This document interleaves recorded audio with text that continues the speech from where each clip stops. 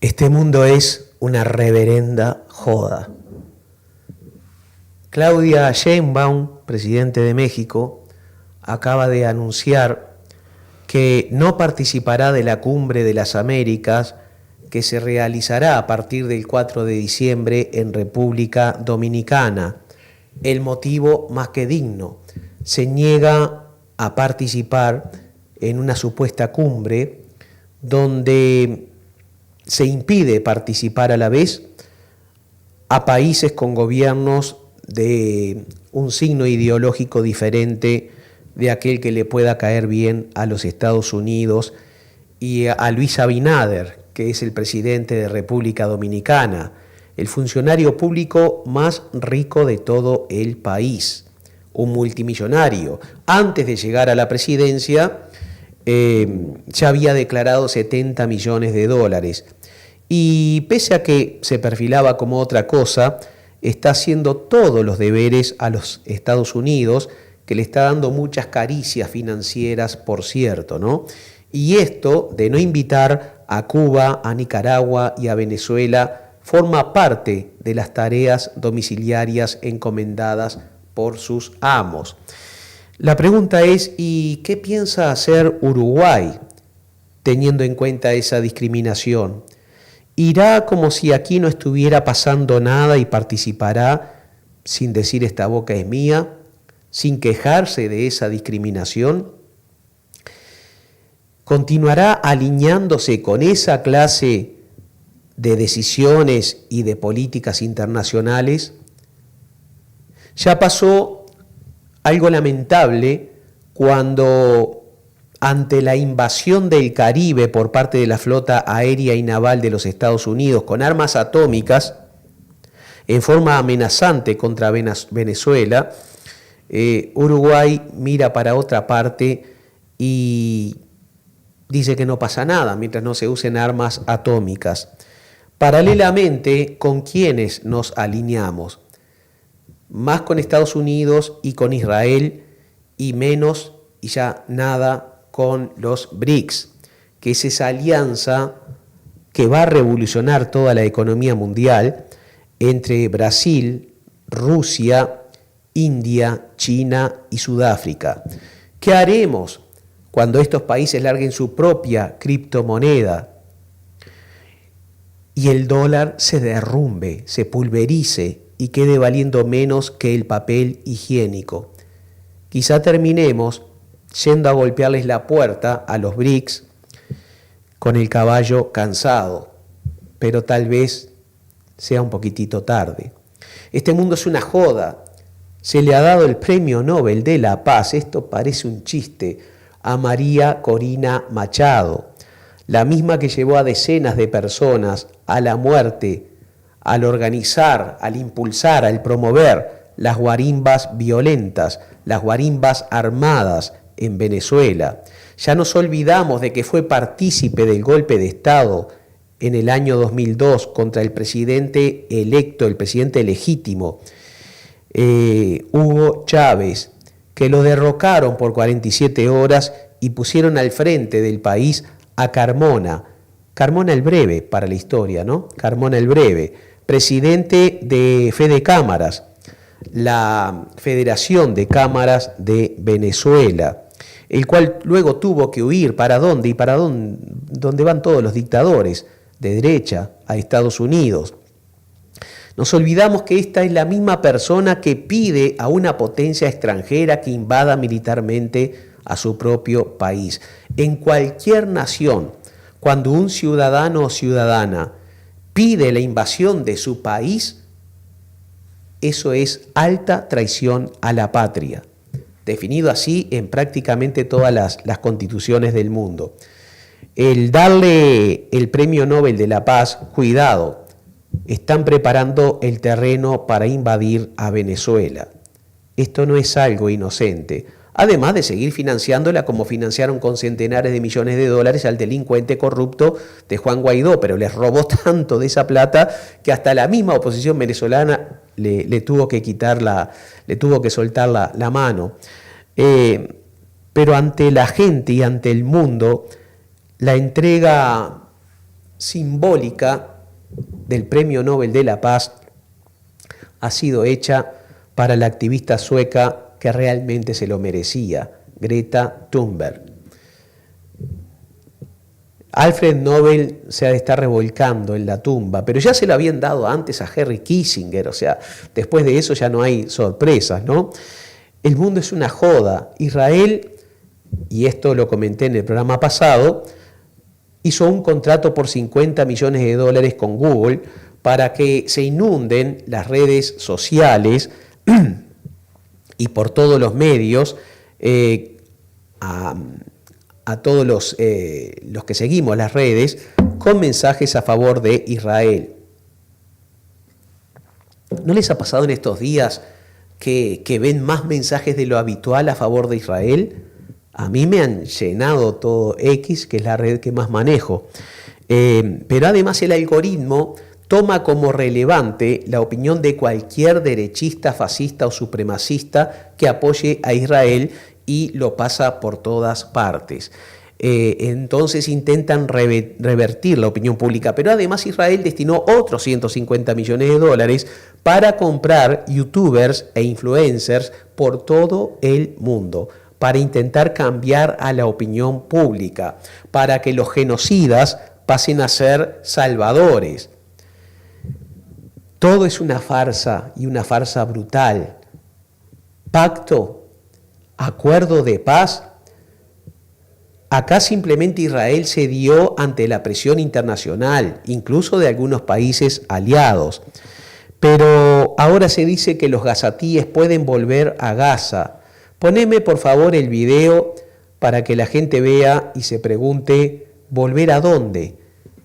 Miren cómo dejaron Gaza, los poquitos que han regresado. Dice que tratan de encontrar su calle, de encontrar su barrio, los puntos de referencia, pero ni siquiera eso. Debajo de esos escombros hay decenas de miles de palestinos por fuera de los 67.000 que oficialmente se reconocen como muertos. Pero recordemos que el profesor Isaac Garf, de la Universidad de Harvard, haciendo mapeo satelital, determinó que los muertos son 380.000, que la mayoría están debajo de esos escombros o han sido comidos por los animales. Ahora vamos a esperar porque Israel no ha cumplido nunca los acuerdos de paz. ¿Por qué no se declara un régimen como régimen terrorista al régimen de Israel? ¿Por qué incluso el Frente Amplio de Uruguay, para tristeza nuestra, solo habla de los secuestrados por Hamás? A ver, Hamás liberó a 20 de los secuestrados. Quiero aclarar que yo estoy en contra de cada secuestro que hizo Hamás, ¿bien? De cada abuso que cometió Hamás, y lo expresé con absoluta claridad en su momento. Pero es una tomada de pelo hacernos creer que todo esto comenzó por el ataque de Hamás. Esto comenzó hace muchas décadas atrás. Pero ¿por qué se habla solo de esos secuestrados y no de los 11.000 que tiene secuestrados Israel? De acuerdo a la Dirección Nacional de Institutos Penales de Israel, hablamos de 11.000 personas que están sin abogado defensor, siendo violados sus derechos humanos de acuerdo a Naciones Unidas. No es que lo diga Enrique Ortega Salinas. Violaciones, torturas, 1.500 de esos detenidos son niños. Muchísimas personas son mujeres.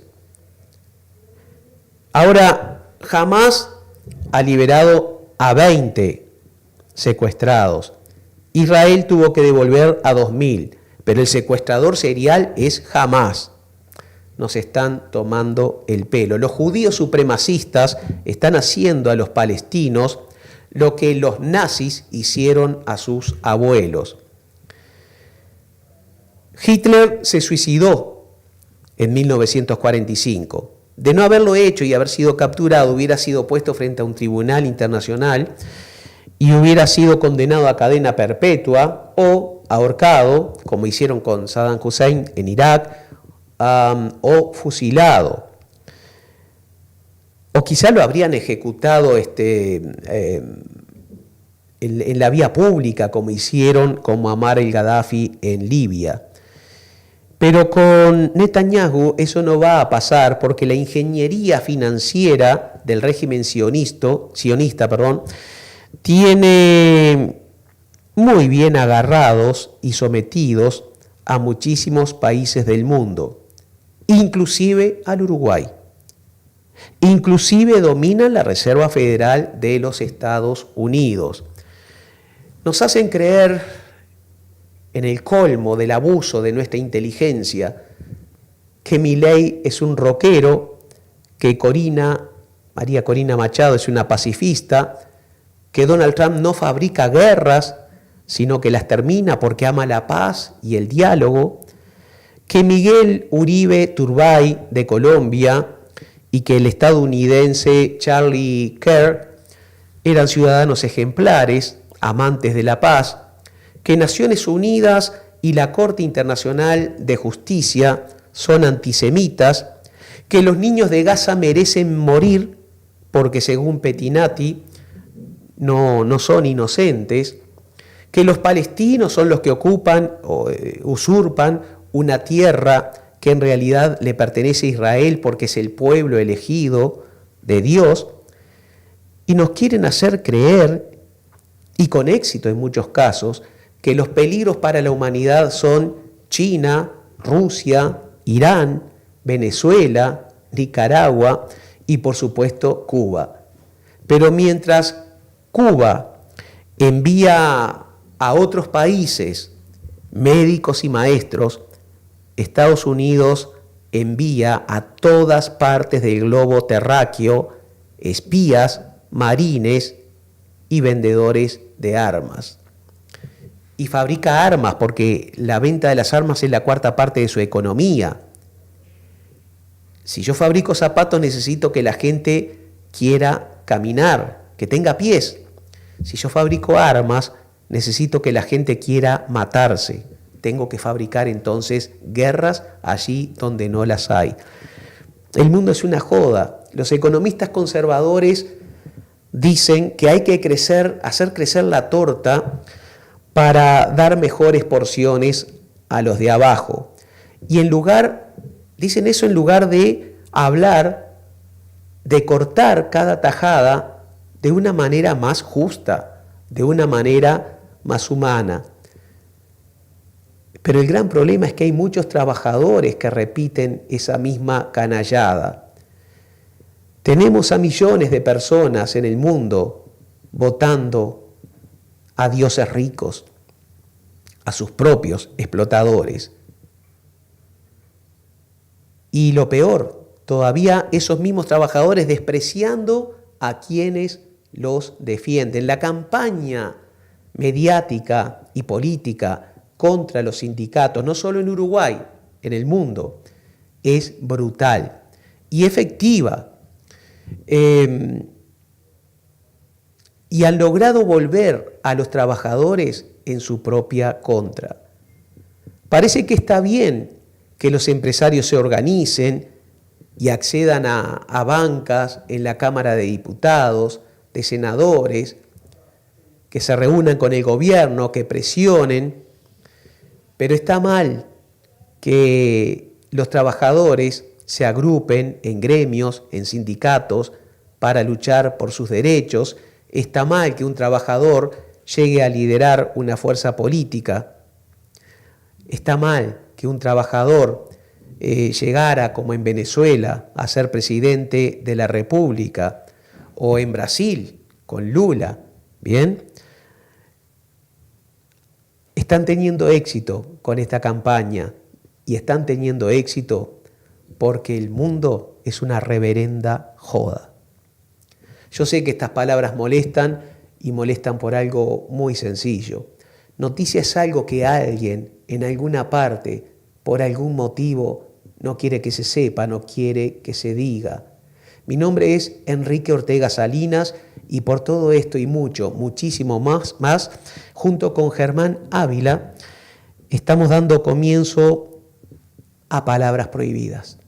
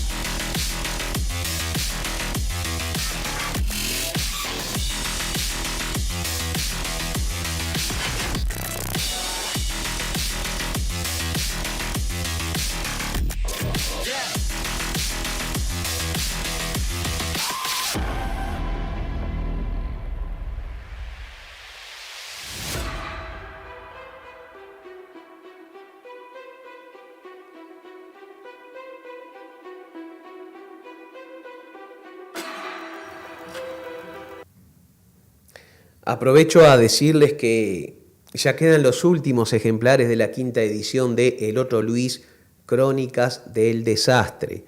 Llamen porque ese libro va a ser una herramienta fundamental para la militancia en el año 2029.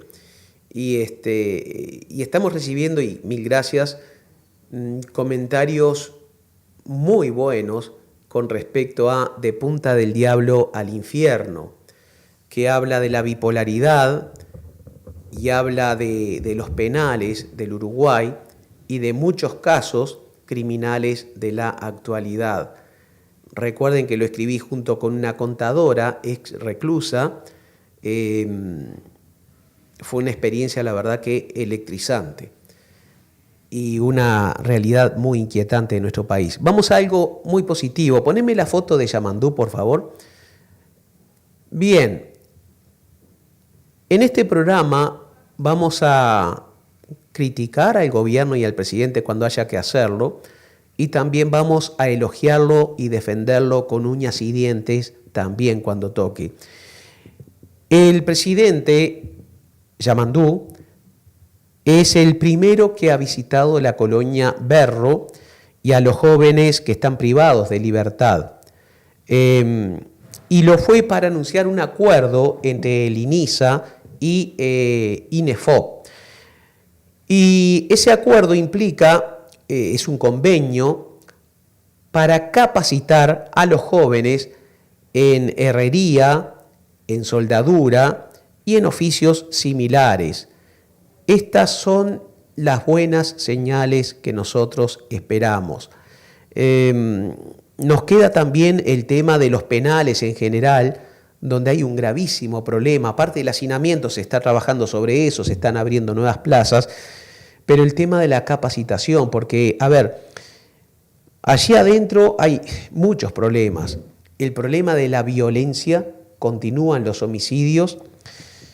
El hacinamiento además favorece toda esa violencia, violaciones, homicidios, en fin. Pero además el 70% de los reclusos que salen de allí reinciden.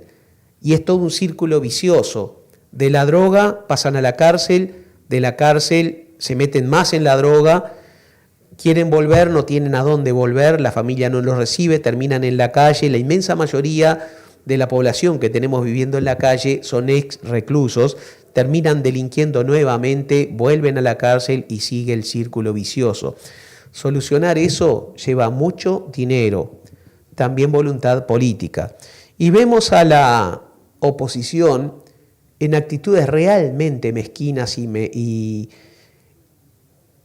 demagogas, porque qué fácil que es pedir más dinero para aquí, más dinero para allá, pero se oponen a cualquier impuesto que quiera poner el gobierno, se oponen a cualquier recorte que se quiera hacer. Entonces no dicen de dónde sacar recursos. Mi idea es que igual el dinero es suficiente, pero hay que tener la valentía de recortar donde dominan las familias más poderosas del país.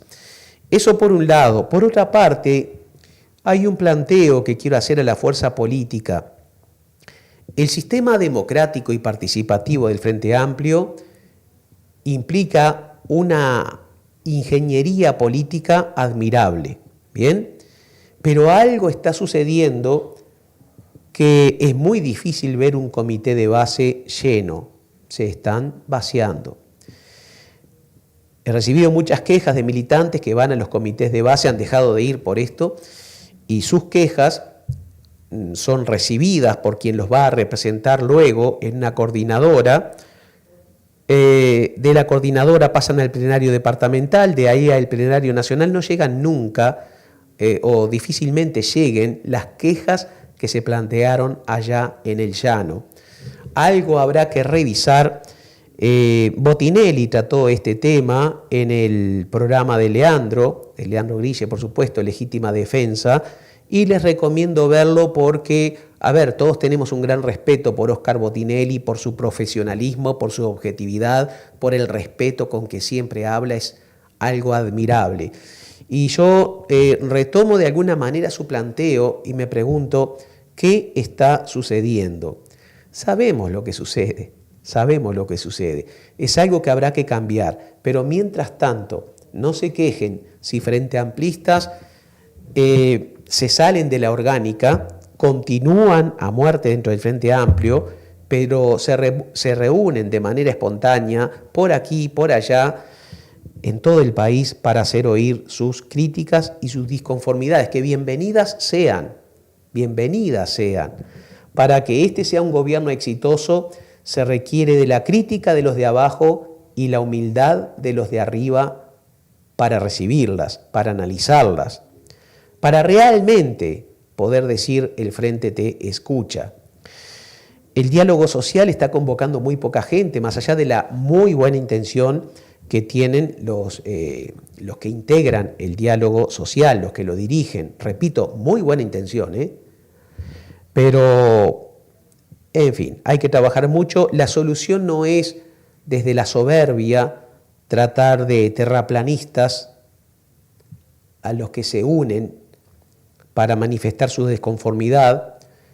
La solución no es, y eso lo ha hecho una dirigente, la solución no es, como ha hecho otro dirigente, criticar a los que se expresan en las redes sociales o dejarle solamente tres caminos: callar, aplaudir o irse. Un poquito de humildad nos vendría bien a todos, ¿sí? Pasemos a Germán y música de la Resistencia. Buenas y buenos. Te cierro el micro, Enrique. Y te cierro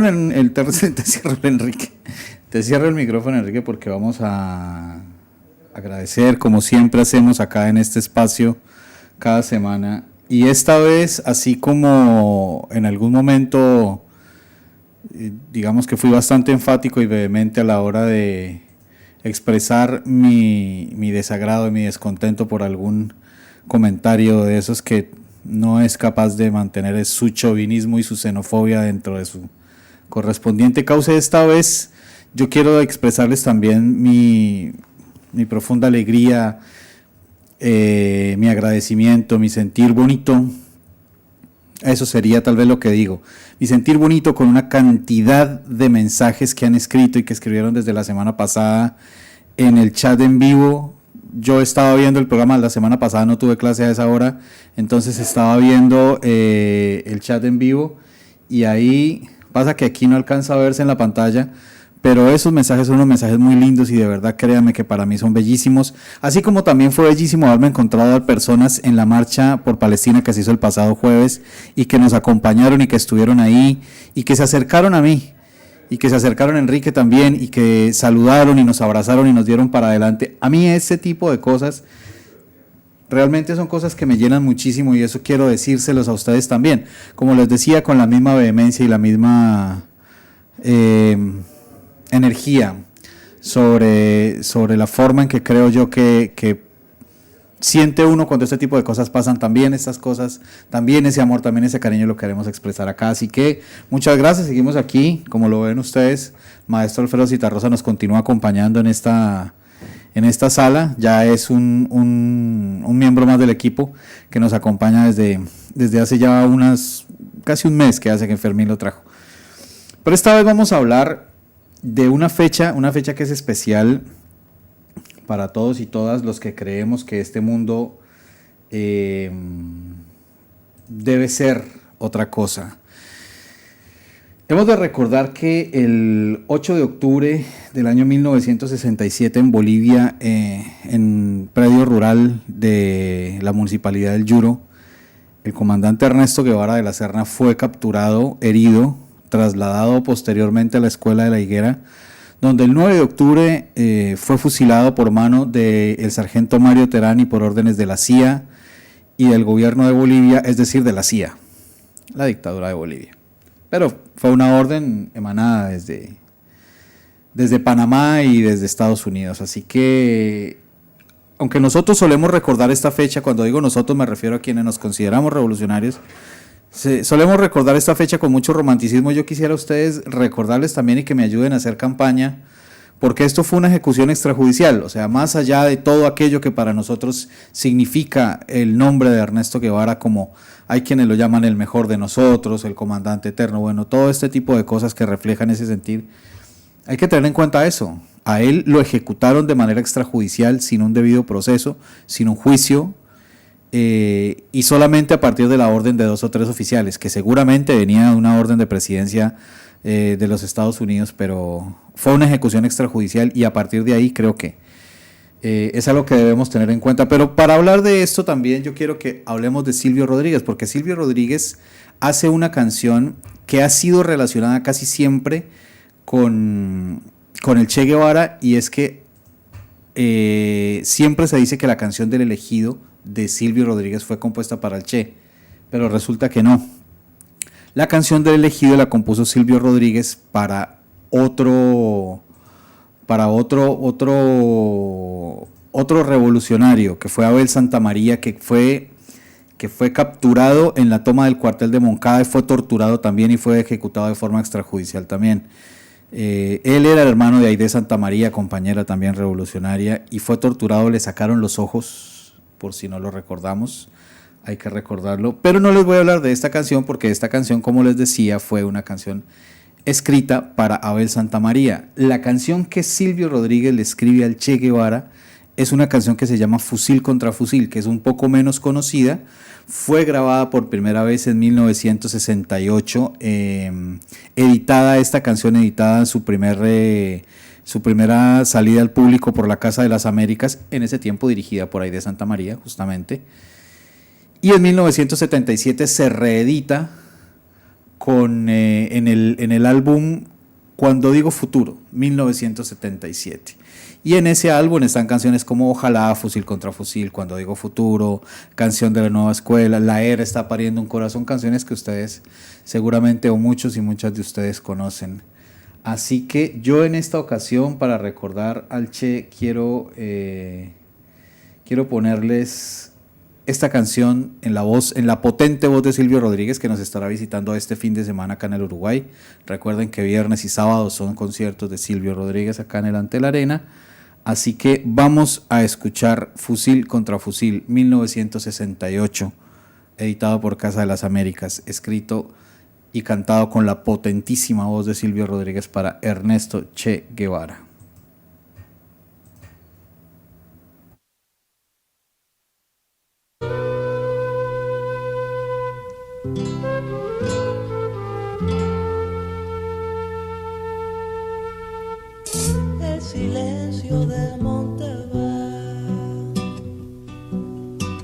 preparando un adiós, la palabra que se dirá, in memoriam será la explosión. Se perdió el hombre de este siglo allí, su nombre y su apellido son fusil contra fusil. Se quebró la cáscara del viento azul y sobre la primera cruz respira la verdad.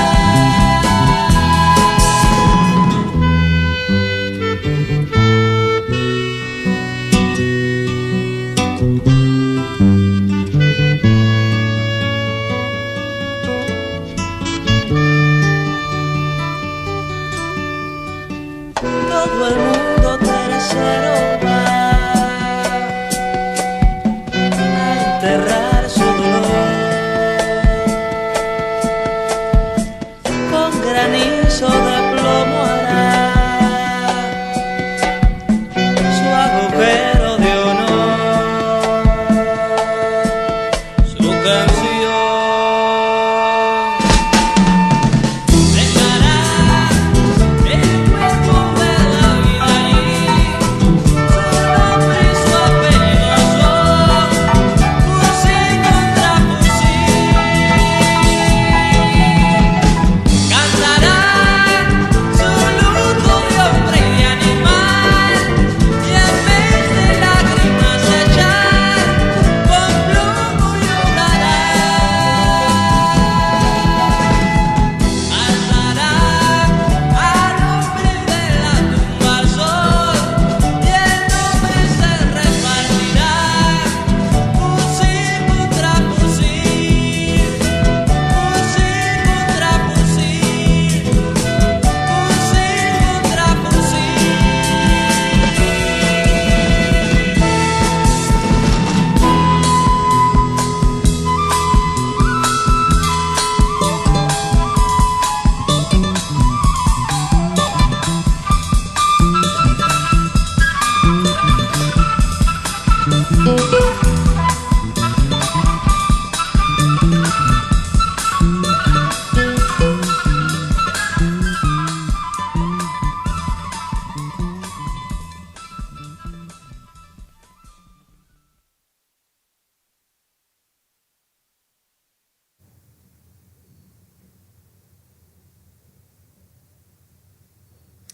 Lo que fue esa gesta gloriosa, ¿no? Pasemos a los tweets, Germán, el ranking de tweets. Pasemos y pasemos, pero para que podamos pasar, yo tengo que poderme mover acá y vamos ¿Sabes con qué me este. quedé pensando, Germán? Cómo en el Frente Amplio estamos peligrosamente y sin darnos cuenta perdiendo la mística, ¿no? No solo ya vemos cada vez a menos frente amplistas dirigentes, usando la palabra izquierda. También hemos dejado de hablar de los que fueron nuestros referentes, ¿no? Sí. Hoy no es políticamente correcto hablar del Che, no es políticamente correcto hablar de Hugo Chávez. Somos de los poquitos que van quedando, ¿no?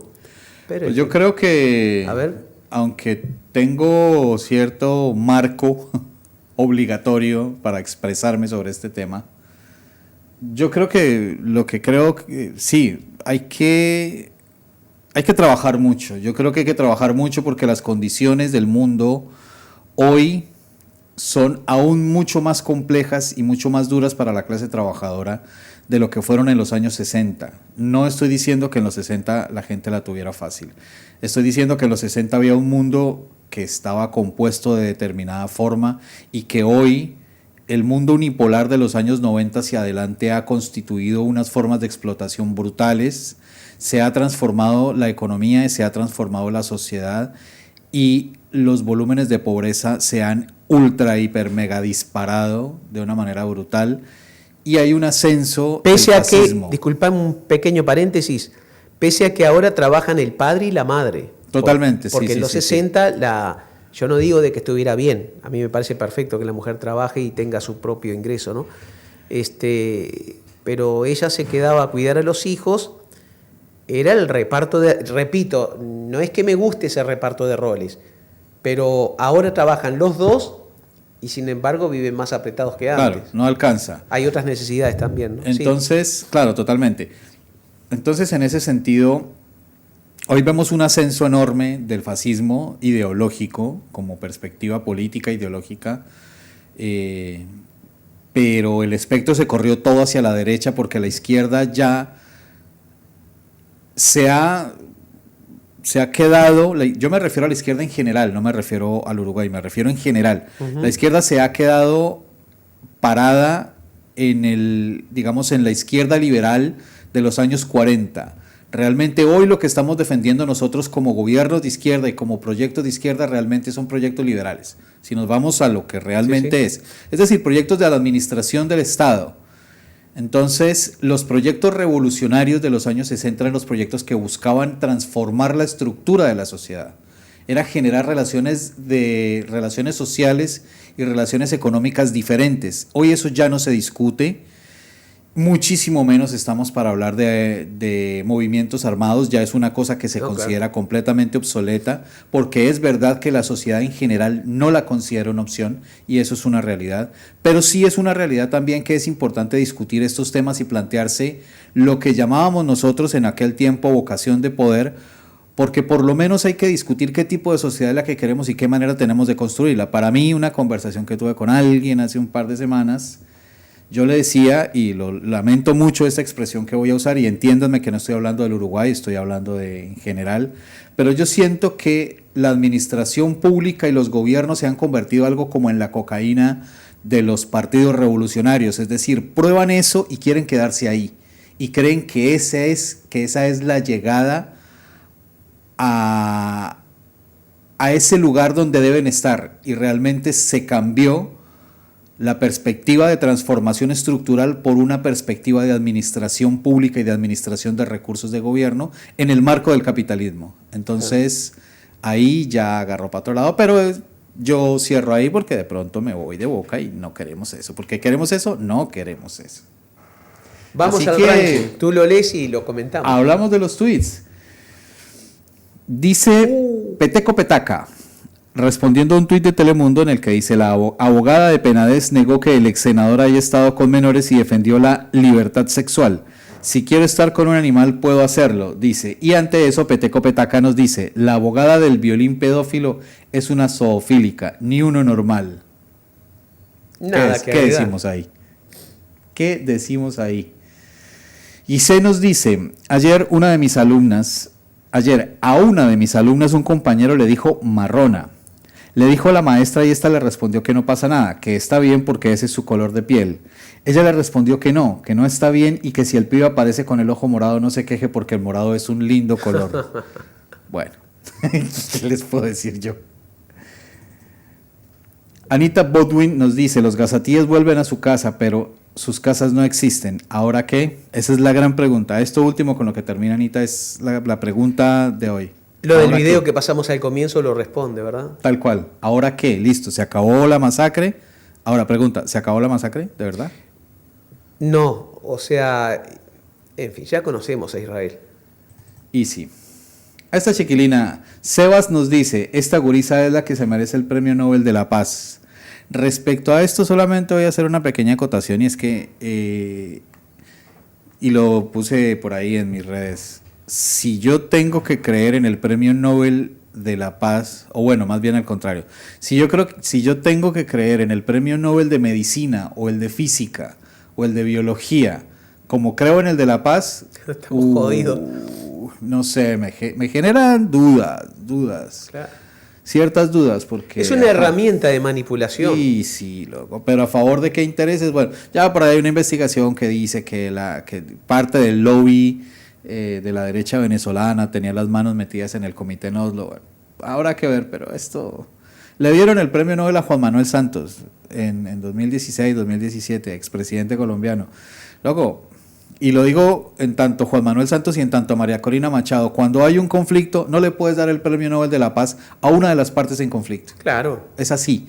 O sea, te lo resumo así. Es una de las partes en conflicto y ha participado activamente dentro del conflicto. Entonces, si ella se merece el Premio Nobel de la Paz, igual se lo merecería Maduro o igual se lo merecería Diosdado Cabello, porque finalmente son parte del conflicto y son actores en el conflicto, no las víctimas. Bueno, ya saben que ella me calenté otra vez, no joda. Sigamos acá. Tan mal estamos que el Nobel de la Paz estaba entre un genocida, un presidente condenado y una señora que pide bombardear y matar venezolanos, tal cual. Así mismo. Sí, porque Donald Trump lo pretendía para él. Sí, pero eso era una cosa que estaba pasando cuando él se acostaba, daba la vuelta, dormía y soñaba, contaba ovejas y no sé qué contará. Sí, ese bueno, a señor propósito cuando, de acostarse, capaz que no era muy conveniente darle el premio Nobel cuando quizá en poco tiempo se lo tendrían que retirar en la medida en que los archivos que se han dado a conocer de sus relaciones con menores de edad puedan desembocar en problemas graves con la justicia, ¿no? él tiene problemas serios con la justicia Sí, ya. claro. De entrada, pero... Igual no pasa nada, es el tirano que domina el mundo. Básicamente, ahora sí, volvemos por la misma línea, con todo el mundo sabe que el Nobel de la Paz se lo merecía una persona y se llama Greta Thunberg. Esto lo dice Robin Hood. Me gusta ese nombre de usuario, Robin Hood. Una duda, dice Raquel 4801, si jamás libera a 33 personas a Israel libera a 2000, ¿quién era el secuestrador? Mira, había olvidado que habíamos seleccionado pero dije un concepto similar hoy. Sí, tal cual. Pero es una cosa que está ahí, tal cual, así. Y volvemos por esto, recuerda, Israel es la potencia ocupante, no tiene derecho a defenderse, tiene la obligación de largarse. Tal cualito, así mismo es. Y bueno, por este lado del cristal yo me despido, me esperen un cachito aquí, les hago así, chao. Y los dejo con Enrique, nos vemos la semana, nos escuchamos la semana que viene, continuaremos con este esfuerzo. Cuídense, acuéstense temprano, cepíllense los dientes, sean felices, tomen agua y no sigan fachos. Y no peleen tanto por redes. Nos vamos a despedir de una manera un poquito diferente hoy. En los próximos programas vamos a intentar poner videos de animales porque quiero impulsar, quiero promover, es algo que se puede hacer en Uruguay, la mejor ley del mundo de protección a los animales. Este video que queremos poner, tendríamos que haberlo puesto hace un par de semanas atrás, como homenaje a alguien que entregó su vida, que entregó todo su amor por los animales, por una especie en particular, ¿bien? Y se merece todo nuestro respeto. Véanlo y de nuestra parte nos vemos el martes que viene con Palabras Prohibidas. Gracias por estar ahí.